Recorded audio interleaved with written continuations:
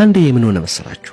አንድ የሰፈራችን ታዳጊ ከበሮ ማን እንደሰጠው አይታወቅም፣ ብቻ ከበሮ እጁ ከገባበት ቀን አንስቶ እረፍት አናውቅም። በቃ ቀንም ሆነ ሌሊት ከበሮን መደለቅ ነው። የሰፈሩ ሰው የቀን እረፍት የሌሊት እንቅልፍ አጣ። ከበሮን እንዳነጥቀው ቤት ተብሎ ዘረ ነገረኞች ናቸው ቤተሰቦቹ። የተለያዩ ሰዎች ልጁ ከበሮ መምታቱን እንዲያቆም ለማድረግ ጥረት አድርገዋል። የመጀመሪያው ጠቢብ ከከበሮ የሚወጣው ከፍተኛ ድምፅ የጆሮ ታምቡርን ስለሚጎዳ በጊዜ ብዛት የመስማት ብቃትን ያሳጣሃል ብሎ ልጁን መክሮት ነበር። ይህ የተራቀቀ ትንታኔ ከልጁ አንጎል በላይ ስለሆነ ልጁ ምክሩን ሊሰማ አልፈቀደምናም ከበሮን መደለቁን ቀጠለ።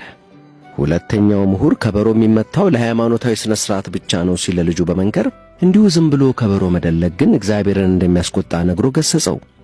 ልጁ ግን አልሰማውም፣ ከበሮ መደለቁን ቀጠለ። እኛም በከበሮ ድምፅ ልናብድ ደረስን። ሦስተኛው ጠቢብ መላው የመንደሪቱ ሰው የጆሮ ታፍ እንዲጠቀም መከረ።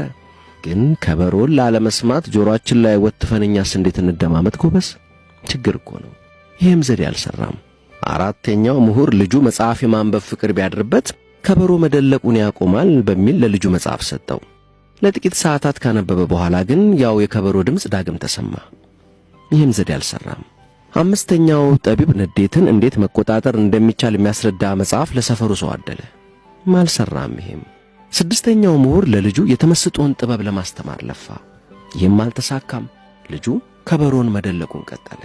ይህ ሁሉ ስልት አልሰራ ባለበት ከዕለታት አንድ ቀን ሙላ ናስሩዲን ወደዚህ ሰፈር ድንገት መጣና ጉዳዩን ሰማ።